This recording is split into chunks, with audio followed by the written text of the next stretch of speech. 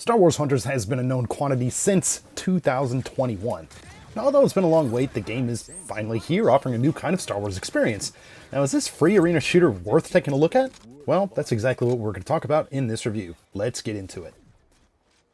Danny from the Famicast here. If you're new to the channel, please be sure to subscribe and turn on those notifications. Sound up in the comments down below, and we may read it out on our bi-weekly show called Famicast. You can also check out this review in written form over on our website, thefamicast.com.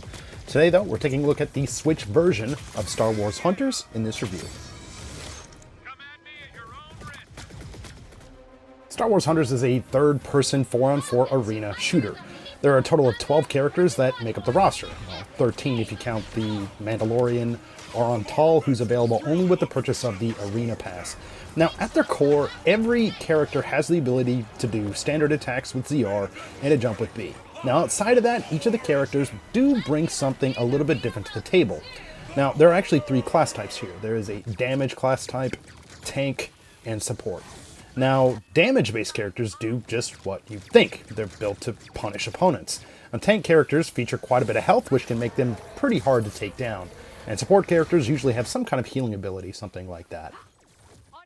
Now, each hunter has a little bit of a different feel outside of like the general controls, but generally speaking here, support are a little bit more speedy, tanks are a little bit slow and lumbering, while damage seemed to be somewhere in between the previously two mentioned right there.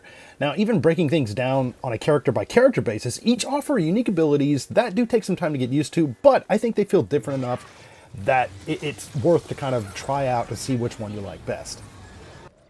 A majority of the hunters feature some kind of projectile-based weapons. However, there are a few that actually focus on melee-based combat.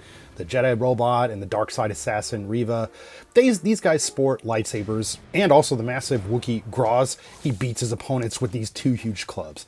Now, personally, I preferred range attacks quite a bit more, but I did think Groz is pretty fun to use, and he seemed pretty good. Now, it should be noted that gyro aiming is also available in hunters, but it's turned off by default. Now, that aspect of the game actually felt really great, and this can be used in conjunction with the right analog stick for aiming. Now, players have a couple of options when it comes to unlocking these characters. Now, for those that are impatient, each of the characters can be purchased. Now, at a quick glance, this might seem like the only way to have access to these.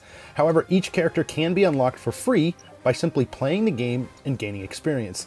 Now, I think that might be a little bit disappointing for some. Maybe you just kind of hope that everything would be available from the get-go, but this might actually entice players to try out other characters that they would have otherwise ignored.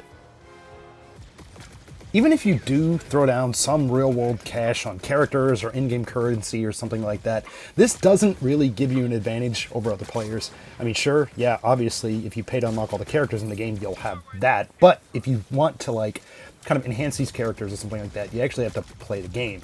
Now, additionally, all the characters appear to be pretty well balanced, with no one specific character seeming better than the others.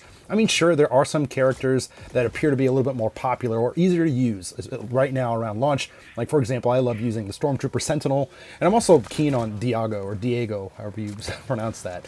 But I think knowing how each character works, generally speaking, is paramount for success. So I really don't think there's some kind of an advantage with who you choose.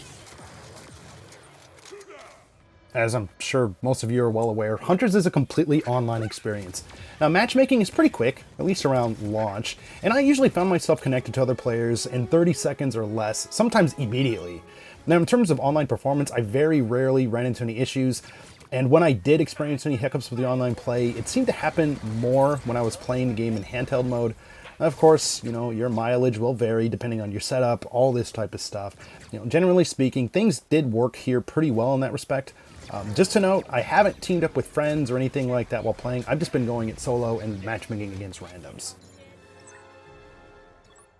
Now, the main screen of the game is actually quite busy, but this seems to be par for the course when it comes to free-to-play games.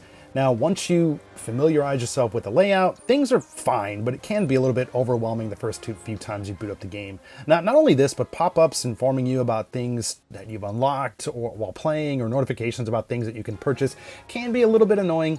Again, being a free game at its core, I understand this. The developer and the publisher are looking at ways, every way they possibly can, to try to get you to spend some money. Fortunately, you don't have to get any enjoyment out of this game. Playing games is as simple as selecting the large play button on the lower right hand side of the screen. Now from here you can choose to play casual, ranked, or go into training. Now event matches will also appear here from time to time as well. Now once in a match type, you'll be randomly put into one of 4 modes: Squad Brawl, Power Control, Dynamic Control, or Trophy Case. Now, Squad Brawl is simple enough. The first team to the set amount of eliminations, or the team with the most eliminations in 5 minutes, wins. Power Control tasks teams with capturing and maintaining control points that are placed throughout the map. Now, Dynamic Control kind of expands upon this a little bit. Teams compete with capturing like rotating control points. And Trophy Case places this small droid, trophy, like TR0-F33, in a map that must be picked up and held for a certain amount of time. Now overall, all these modes are pretty fun. However, they must all be unlocked based on player level. Now I personally don't see any good reason for this other than to perhaps get players more, I guess, used to the game before moving on to something a little bit more complex.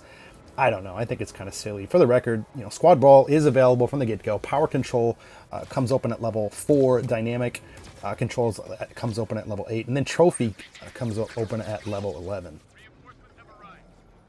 One event mode that I got to try out during this launch window of when I'm playing the game was something called Matchup Mix-Up.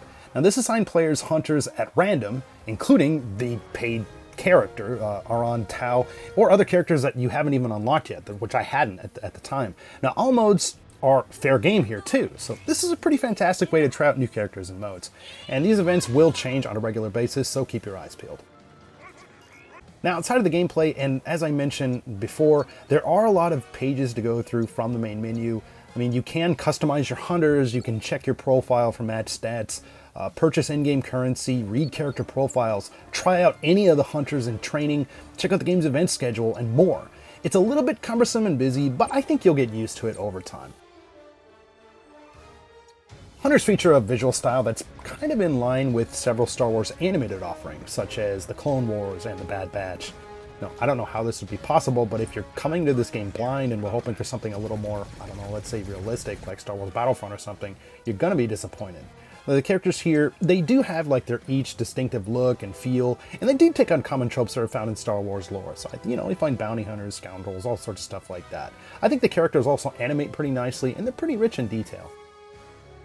Now, being on the Switch, the game does have a bit of a kind of like a flat look, and you will notice textures loading into the game as you start each match. And after like a second or so, things load up and look fine. And the game isn't going to blow you away with flashy graphics. I mean, given the target platforms being Switch and mobile, the developers work within their means to deliver something that looks and performs well enough on the platform. And speaking of performance, the game does run at a consistent 30 frames per second. Now, in my time with the game so far, I haven't come across any hiccups or anything like that with the game engine itself. Now, overall, if you don't mind this more playful look of Star Wars, and you don't mind 30 frames a second, I think you'll enjoy what's on offer here. Sound is also a pretty strong point of Hunters. You'll hear familiar blaster fire, Wookiee grunts, one-liners from characters, and more. Hunters also has a pretty nice soundtrack with music that appears to be made just for the game. Now, all in all, the sound design here captures the good parts of the franchise. And Star Wars Hunters actually exceeded my expectations. The gameplay is pretty solid, performance is good, and the game is just fun to play. Better yet, matches aren't overly long, so you can kind of just hop in for a short play session or stay on for as long as you want. Now, even with that said, the free-to-play medium comes with some minor annoyances, mainly with the notifications telling you that you can, if you so desire, purchase characters or in-game currency, stuff like that. If you can get over that aspect of it, I think Hunters is a pretty solid game. Now check it out if you're into shooters or you're looking for something different from the Star Wars universe. But let's go ahead and turn things over to you guys. What do you think of Star Wars Hunters? Have you tried it out? Are you enjoying it? Sound off in the comments down below. We'd love to hear from you. As always, thank you guys so much for checking out this video. If this was helpful or informative in any sort of way, please feel free to drop this video a like. And if you feel that we've earned it, feel free to give us a sub. It's people like you that really help us grow the channel. Of course, I want to give a special shout out to our patrons as well. You guys rock, and we really do appreciate you. Now again, this is Danny from the Famicast. Thanks for watching, and we'll catch you later.